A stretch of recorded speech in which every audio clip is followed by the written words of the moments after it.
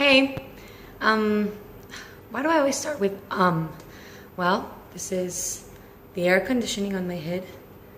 It's kind of like I'm holding it. Anyways, no, this is not a stupid video. I figured I've been posting videos and I've been posting different websites and different articles that I find really helpful. However, I haven't really said much about myself other than the fact that I used to be huge and now I'm not.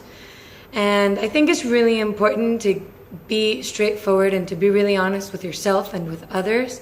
So bear with me. This is sort of going to be my journey that I just wanted to be really open and honest with you guys. So I'm not just talking like out of my ass or anything. So yeah, I'm not a registered dietitian. I will be studying to be a health coach and everything. But more than anything, I speak from experience. My whole life, I struggled with being overweight. I was always chubby, always, ever since I can remember. And I went through every single diet you can imagine. I even did hypnotherapy. I did points. I did everything you can imagine, and nothing worked. When I graduated from high school, I was really, really big, and I just, that Oprah video I posted not too long ago, I got really inspired by many things, the spark, or not really, where I just did, exercise and ate balanced and ate healthy for 2 years and just sort of really was mindful about what I was doing, and I lost 40 kilos. But after that, I went through some stages where I tried taking pills that would help me lose weight, which obviously turned out to be amphetamines, and they ended up screwing up my thyroid. So I really don't recommend any sort of pills. Doesn't matter who recommends them. I don't care how great they work. There is no miracle pill. In the long run, it will definitely hurt you. I know from experience. And when I stopped taking those pills, I started gaining weight. And then I went through some very difficult moments in my life. I went through some depressions. I went through a very toxic relationship. And I went through an abortion, which was also really hard physically and emotionally to deal with. And it took me many, many years of group therapy and of forgiving myself and of accepting to get over that, even if it was by choice. I know some of you out there don't agree with it, but we're all put in certain situations, and sometimes we make decisions that we don't know if they're mistakes or not in the future, but there's a reason why we've gone through that, right? And I feel like I've learned a lot from it, and I wouldn't be where I am if it wouldn't have been for the decisions I've made or the mistakes that I have made in my past. Now, some of the mistakes that I've also made in my past regarding weight loss, regarding self-image, and it's kind of hard for me to talk about this, so bear with me if I do and a lot. It just kind of makes me nervous because a lot of people don't know this about me, but I did struggle a lot with different eating disorders. I remember in high school there was like 2 months that I didn't eat a single bite, nothing. And I remember when one of the popular girls, well, the ones that would always bully me, came up to me and told me, wow, you lost weight. And I was so happy, but obviously that was not sustainable and not healthy, and I wasn't happy. And you can't do that in the long run. It's very, very unhealthy. So later on in my life, I did suffer for a while with bulimia, and I'm going to be honest, I'm kind of embarrassed to talk about it, although I know I shouldn't be, and nobody should be. It's a very difficult situation. It's very psychological and emotional. It's not something that you suddenly decide to do and decide to stick to. It's really tough. A lot of people don't even accept it. It took me years to accept that I actually had a problem with this. And to this day, I still struggle sometimes after I eat something that I shouldn't eat. And I have this first urge to just take it out of my body, but I don't. I stick to my guns, and I don't do that because I realize that, as I said before, it's about loving myself and not about anything else. So who cares if anyone loves you or not? If you love yourself, that's the company you're going to have the rest of your life. Anyways, later on, when I gained all that weight, I gained the 40 kilos plus 20 more. And at that point, I didn't fit in an airplane seat. I couldn't tie my shoes very well. It was even hard for me to go to the bathroom. It was very depressing. I felt very disgusting. I was very questionable when it came to my hygiene. And I think it was also very emotional. I felt, what for if I'm disgusting as it is? And that's how I felt for many years. And I struggled.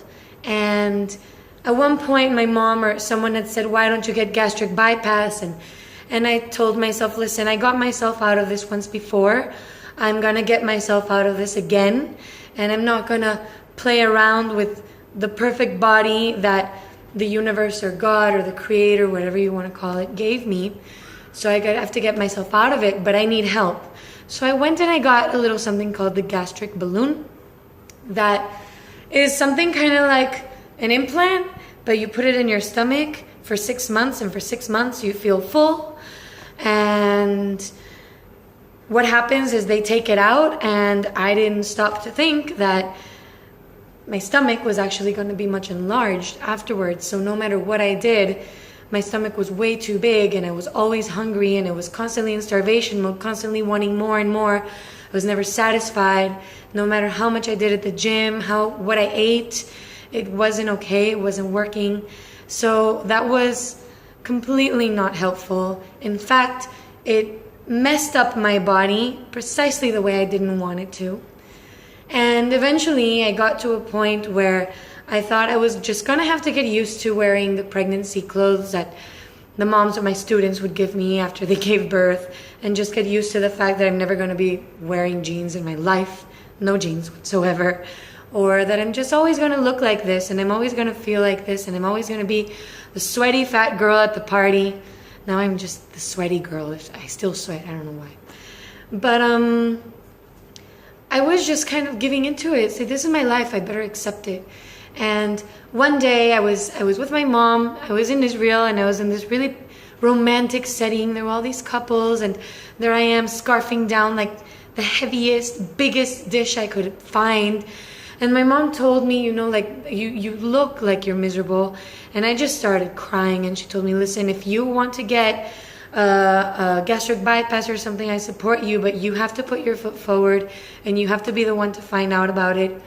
And I talked about this with a friend who I wasn't particularly that close to at the time, but for some reason I felt like I needed to talk about it with her.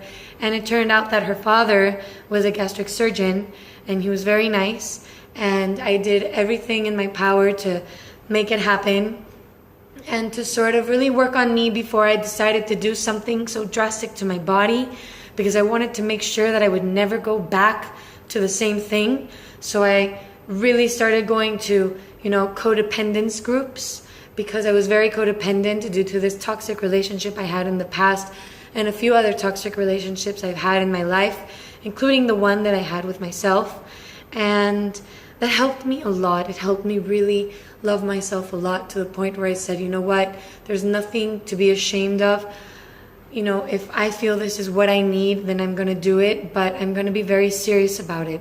The doctor told me that it's going to help me in about 20%, but a lot of people gain the weight back, and it really is a big lifestyle change that I had to make. So I made sure that I did this lifestyle change way before I got operated, and stopped hanging out so much with people that maybe just were not that good for me, and it was hard. And I stopped doing it for other people, and I quit smoking cigarettes, and I quit smoking other stuff that I was smoking a lot of. I quit drinking as often, and I started doing things in the day. My Sundays were not for hangovers anymore. They were for creative things, and museums, and music, and art, and quality time with friends, not quantity. And magically, I swear, I don't know how it happened, but I was able to get the operation, and I got a gastric sleeve. It was the most painful, difficult thing. It is not an easy fix at all. It really is not. It was a very hard, long recovery. It was a very hard, long operation. Turns out that the doctor had to take out 2 entire kilos of stomach from how bad I had stretched it and how much damage I had done. It was literally about this big, this wide. He had to use 2 packets of staples, whereas he had never had to use that, not even on a grown man in his life. And I just really had to learn to eat all over again, because it was very little the amount of food that I could put in my body for the first couple of months. And I needed to make sure that it was something that would keep me healthy, because if not, I would feel sick. And I lost about 20 kilos afterwards, and then it just kind of stopped, and I realized, the next 40 I have to do on my own. This is totally up to me. And that's when I really started taking it very, very seriously. And then I went to Israel again, this time with my now husband, and we went to the same romantic spot, and it was a very special moment for me to be able to be back there with him. And in that trip, I ate so much. Oh my God, I ate like so many cakes and so much stuff, because I can eat a normal amount of food now, and I eat just like anybody else. And I started gaining weight. I gained like 10 kilos, I think, somewhere along the line, and I realized, crap, I'm doing it again. I'm doing it again. I'm letting go again. This serious addiction, this uncontrollableness, if that's the word, it is now. It's getting to me again. And I started having some trouble with my eating disorders again. And this was not that long ago. In fact, nobody knew about this until now. But I feel that if I just don't get it out there, I'm not being totally honest with you if I don't tell you the mistakes that I've done and the things that I've been through. And it's okay. You do come out on the other side. First thing you have to do is accept it and forgive yourself for it. And to this day, it's been a very, very long time that I have not done anything harmful to my body other than the occasional wedding where I have a little bit too much to drink. But it's no longer every weekend. It's not even every month.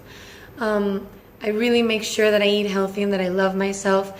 And till this day, I'm still forgiving myself, and I'm still working through some of the decisions that might still hurt in my heart, but they are my decisions, and they are what makes me the person that I am today.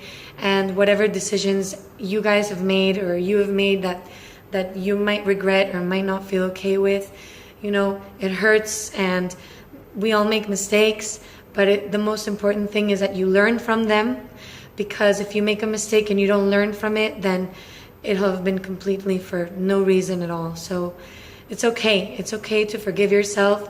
It's okay to be open about it. Sorry for the super long video. I just felt like I needed to be really up and honest and upfront with you guys. If I'm going to be out here talking about motivation and losing weight and taking control, I think it's only fair to really put myself out there, because it takes a very strong person to be vulnerable. And remember that whenever you feel vulnerable, it's okay. It's all right. So anyways, thank you so much for listening. This kind of felt like therapy. And everything is always okay. Will be okay as long as you manage to smile at the end of it. Doesn't matter if it takes years. You eventually will smile.